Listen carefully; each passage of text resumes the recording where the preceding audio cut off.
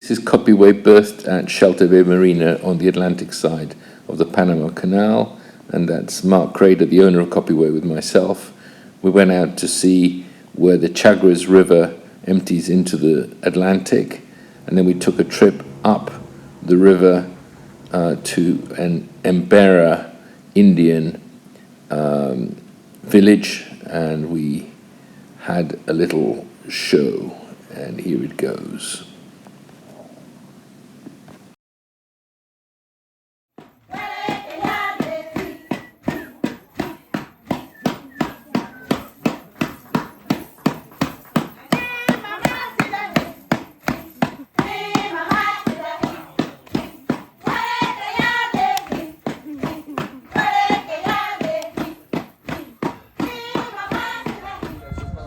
So here we are looking down on the southern, in other words, the new Panama Canal built by the Panamanians. The old one was built narrower and smaller by the USA.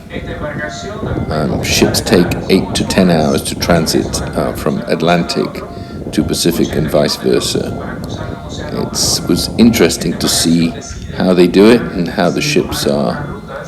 In the old canal, they're pulled through by locomotives. In this one, the tugs actually enter the lock with the ship and then pull it through. Quite an operation, and amazing. It would take a lot longer to go around the entire continent. At dawn on the 9th of February, we prepared and went under the Atlantic Bridge and entered the canal system.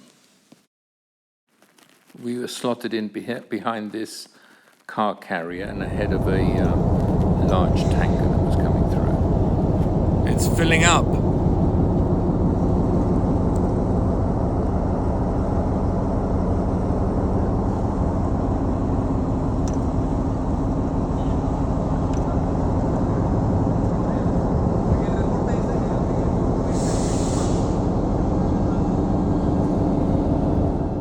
There are 3 locks you have to go through to get up to Gatun Lake. We're out onto Gatun Lake.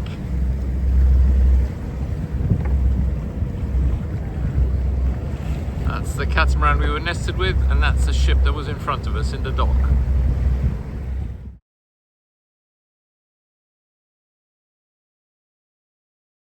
This is us going under the Pacific Bridge and out into the Pacific.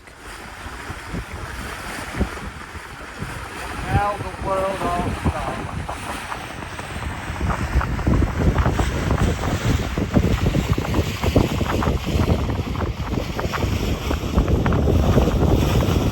Okay. Come on, BS. Hi, Linda.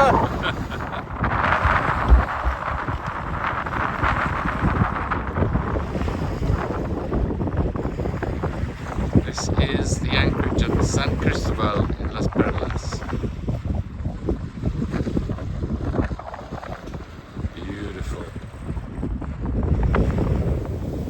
These are the yachts maneuvering at the start of the first leg of the World Arc, which is from Las Perlas, close to Panama, to Galapagos.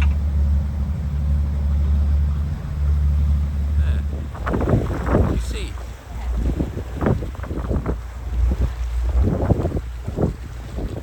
It's where the birds are.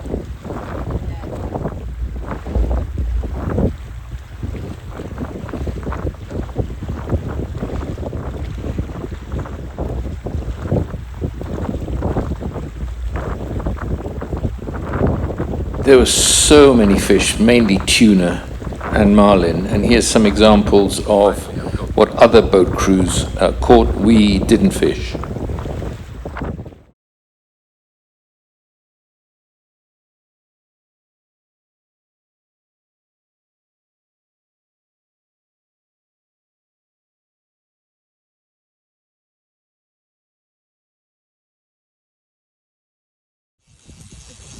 Mogen we die aan boord kijken, papa?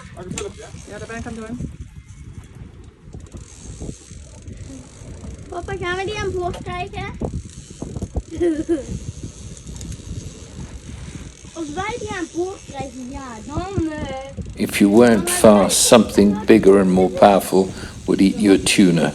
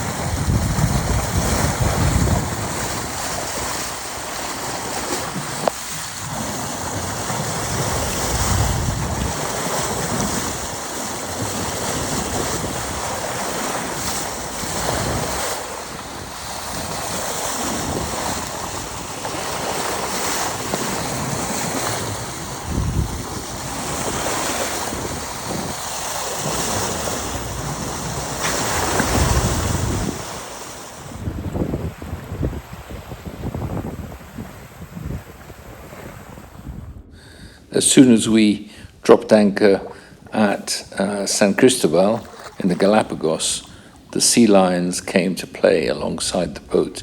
Curious creatures, they're all over the place, and on the beaches, they stink.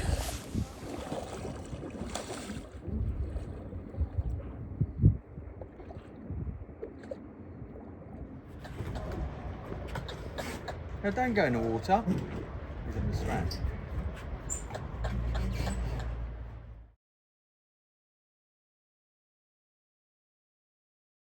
The freshwater supply for San Cristobal is from a lake of a extinct volcano on the very top of the island. We went up. Here's a shot of the full crew of Copywave visiting this. When Mark's family arrived in Galapagos, I stepped off the boat into this hotel. I made this little video so my crew members, colleagues knew that I wasn't suffering. Apart from the red fridge, it's pretty good. Air conditioning, ensuite crapperoo, and shower. This is good. Okay, that rock in the distance is Kicker Rock, where the hammerheads hang out, and we're going there on the 24th, 23rd and 24th. And this is the Pacific. Wow. It's just the swell doing that. Where is he? Oh yeah. We went to a conservation center where they are breeding the giant tortoises. The marine iguanas are ugly creatures, but if you run one over, you can get a fine. So the taxi drivers are very careful. The family at Kicker Rock, I can't get the idea of those hammerheads out of my mind, but I'm told they've got plenty of food here and we'll be fine.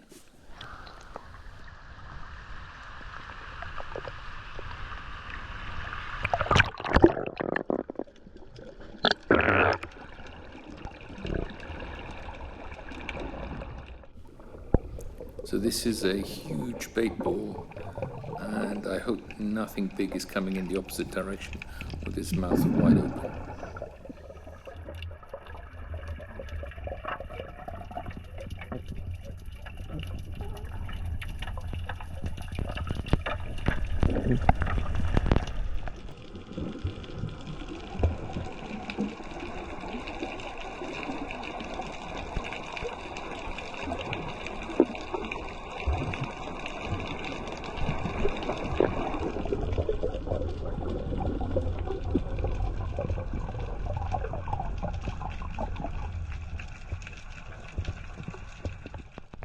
From Kicker Rock, we moved to another bay and beach where we were able to snorkel with marine turtles and sea lions and see some blue-footed boobies. And here they are. So there's marine turtles everywhere. Here's a shot of one at one of the sites where we snorkeled.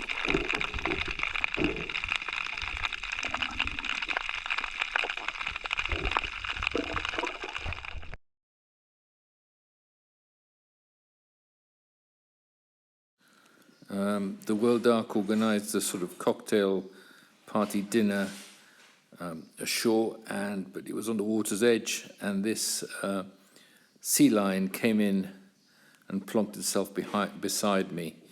It's so cute. And I discovered later that apparently he does this every evening.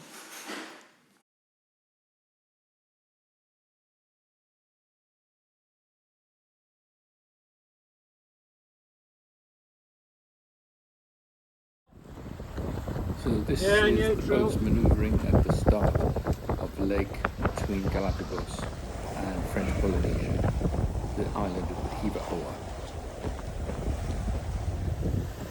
The sunsets and dawns were to die for, absolutely beautiful, as you can see. Here's the autopilot at work.